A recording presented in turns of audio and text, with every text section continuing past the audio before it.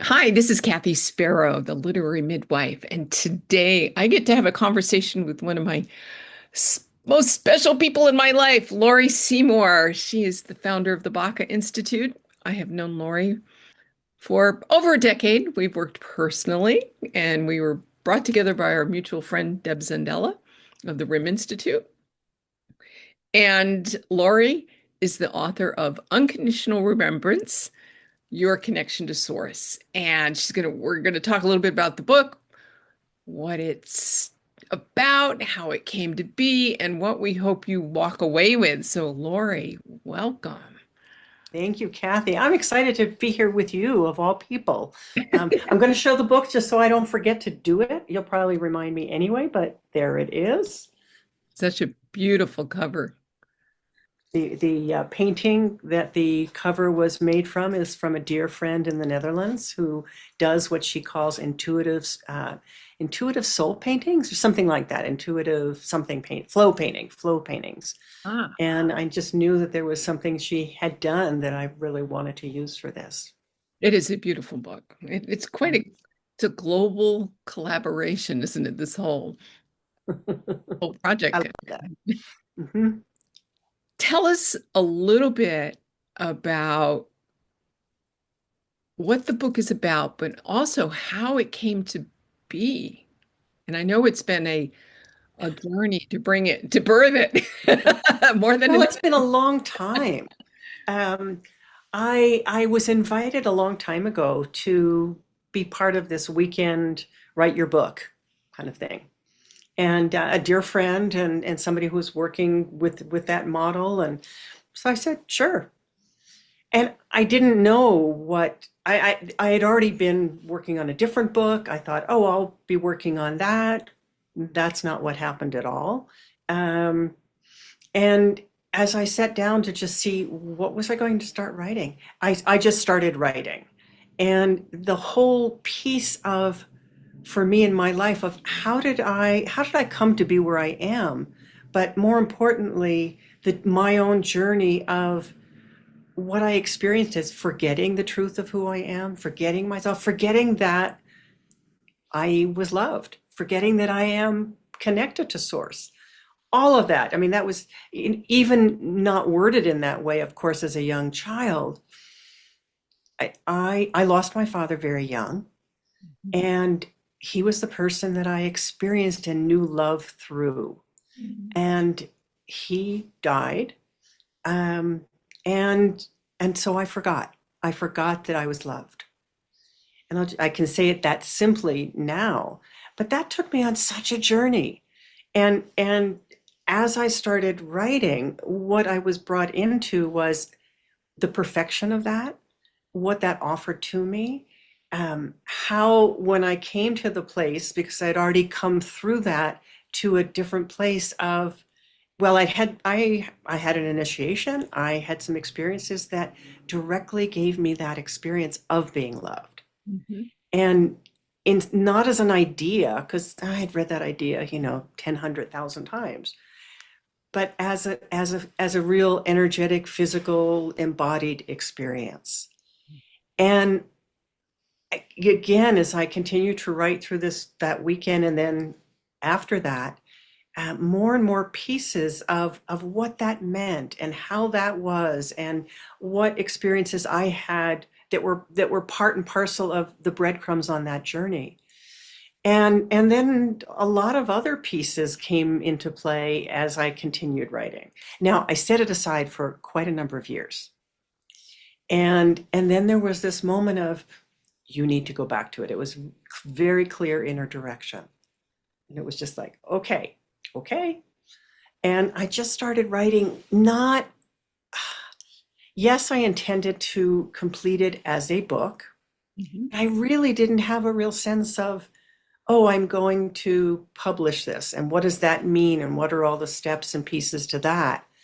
Um, I did I had talked to somebody as a potential editor a few years before that. She was in France, where I feel such a strong connection. She was American. And talking about international collaboration and creating this, I thought you might have had that in the back of your mind. Um, that she was became part of that process, and suddenly it was like, okay, now the editing is done, now book cover, now publishing, and all of the different pieces and steps in that, which I had known only peripherally, Mhm. even though I'd been part of other people's book launches and their writing and things like that, especially, and clients who were writing. But this was a very different experience to, as you said, give birth to it myself. So I'm going to have two questions for this. One is let's give the audience a little bit of background about who you are, the type of work you do. And then I have a follow-up question to what you just shared. Okay, okay. Because I realized I haven't really said anything about what the book is about, Right. or not very little. um, so my work has always been about potential. It's always been about bringing forward in bringing forward who you are into the world. Now, my background is as a psychotherapist, and as a psychotherapist, I was working in all sorts of different ways with healing, dealing with past traumas, all kinds of different situations. And I mean, the techniques I used didn't matter because they were very many and varied. But as I was on my own journey, there was more and more that was opening up about that potential, and not only my own but my clients. And finally, I saw how people were so attached often to their stories and to their belief system that they had to continue to be healed, that there was never a point where you said, wow, what's possible for me? What's possible for me in my life? What's possible to create? And I met a teacher who was the person that reconnected me with my own connection, or helped me to reconnect. And a lot of what my work became was all the kinds of different ways of moving into one's own connection with source, for your own inner guidance system, for connecting with what is your blueprint, what is your original blueprint, what is your, not your story to tell, but your work and your purpose to do in the world. And Mhm. how can you use your own connection to do that in such a beautiful way, where you're not burning the candle at both ends and feeling like you're a failure, or feeling like, what do I do next? Because you have something to rely on. You have your whole connection with the universe that is here for you and is ready and wanting to support you in what you're here to do. Mhm. And so, I started studying a lot around quantum physics and that universal field, and how a, we are a representation and a direct experience of that field. Mhm. Mhm. So, I could go on and on, I but know it. And what I want to share is there's a lot. And um, it seems like, I mean, your Terreia meditations twice a week, right? Um, it's in my schedule, unless I'm like on a plane, I'm usually tapped in. I think I was in yeah, Hawaii at 5 o'clock in the morning one time and joined and shocked you. But it's taught me that it's not all on me, right? I have support. And I'm also not caught in this trap of having to go bounce every idea off of you, for instance, right? You've right. taught me how to listen to my own inner guidance and trust that it's there for me. And it's Mm. amazing how things just sort of flow, right? When we do that and stop pushing. I know that's a lot of what we talk about sometimes in meditation. Pushing or doubting. That's the other side of it. Or doubting, and that was my thing. Doubting that I could receive help, doubting that I could receive guidance, doubting that I could have a big voice. Right, because you had that story that you were unloved, right? And if you're unloved, who are you to be out in the world, right? Hmm. But here you are, right? Here you But are. here I am. Here you are.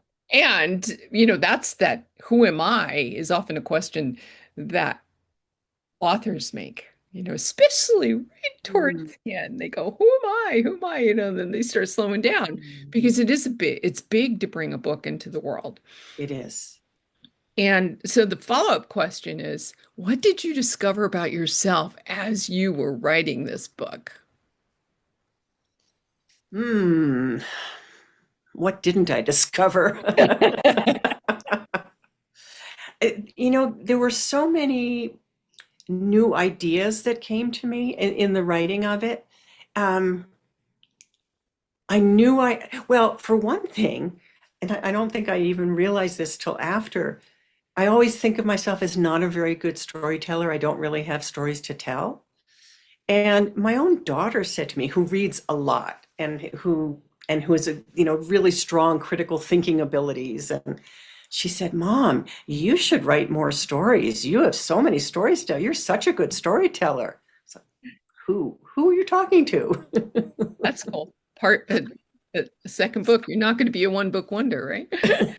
Well, I have other books that are, kind of half or two-thirds done but this is the one that needed to come out because this feels so important to me, not as me telling my story, but me sharing parts of myself that have to do with people remembering.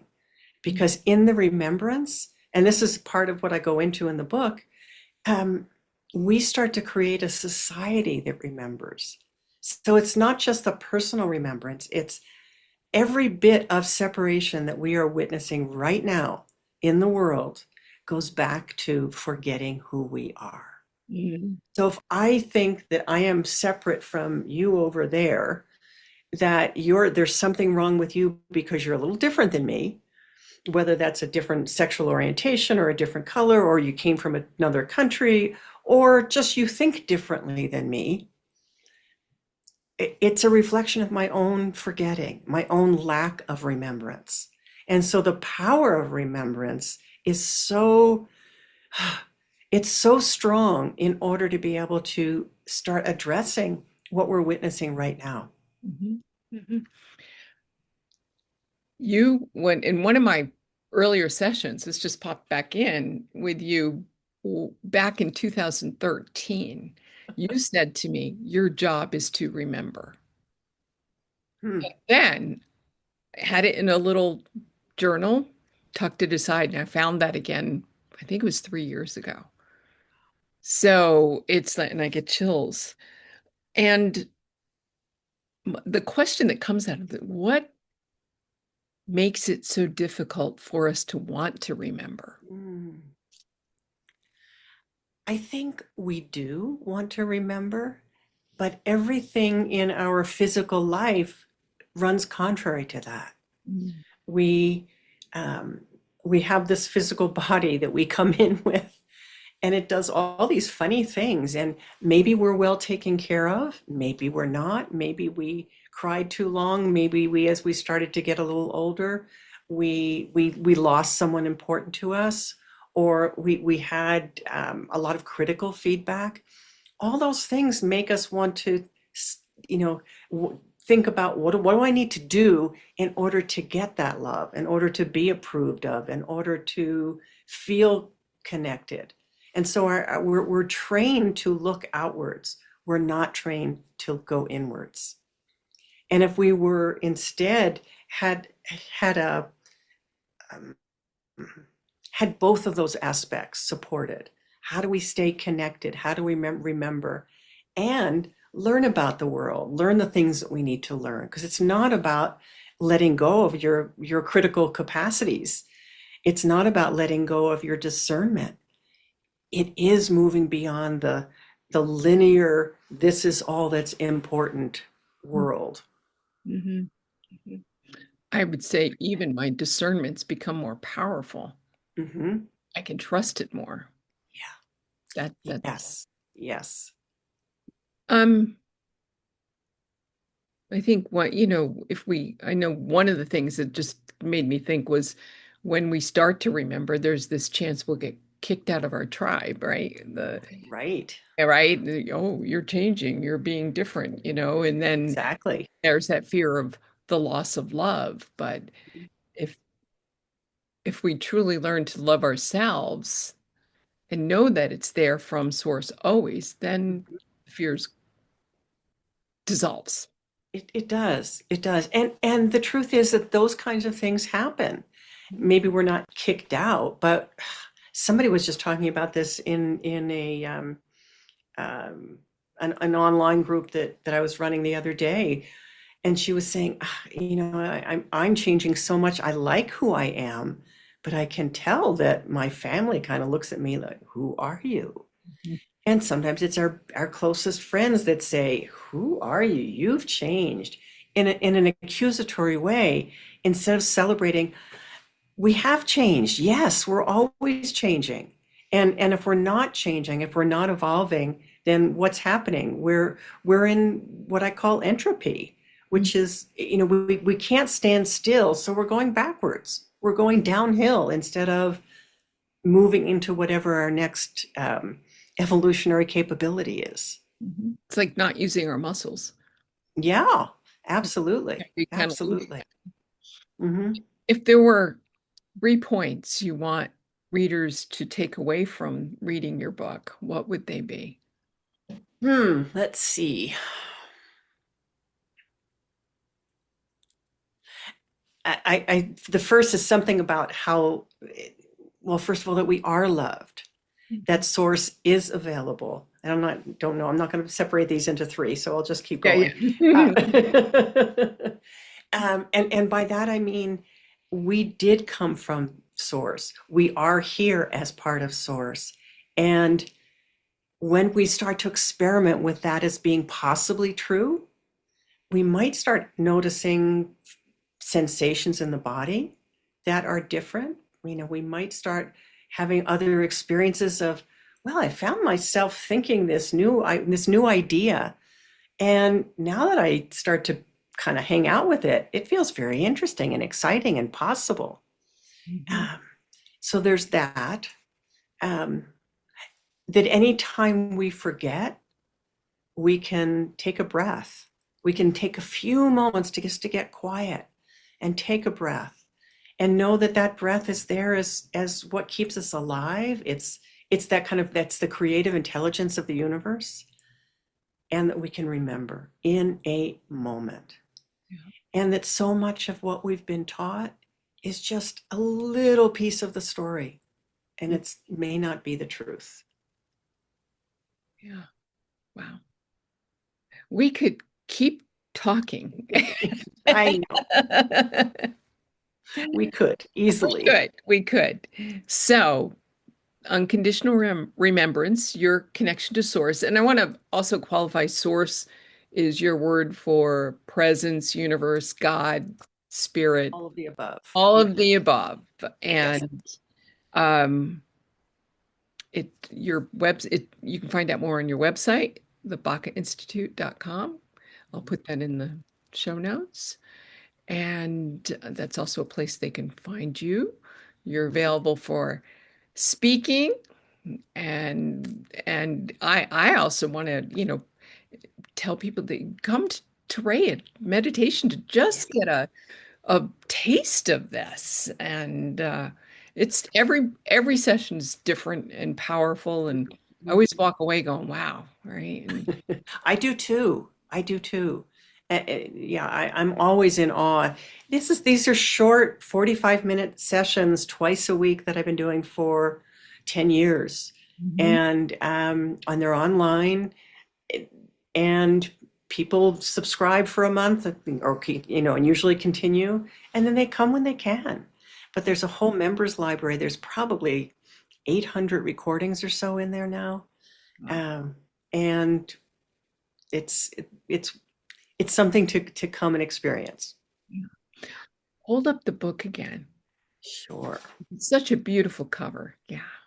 So again, it's available on Amazon, Barnes and Noble, probably even chapters in Indigo in Canada by now. And also, if you have a favorite local bookstore, go in and ask them to order you a copy if they don't always stock it. And that's a great way to bring awareness of the book to other readers too, because they often buy it one for the shelves, so which is great. And it's also a way to support your local bookstore, which we all love to do.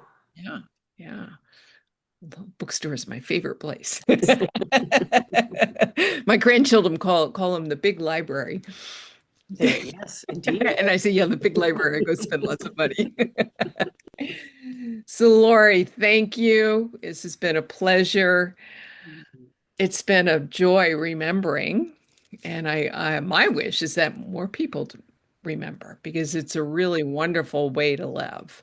And it's helped me through a lot of ups and downs in my life. And Mm. yeah, And it, and all the work that you're doing now, Kathy, I look at you in awe and admiration and with such love. thank you. Thank you. Thank you again, Laurie Seymour, the Baca Institute. We'll find some links in the show notes. Mm.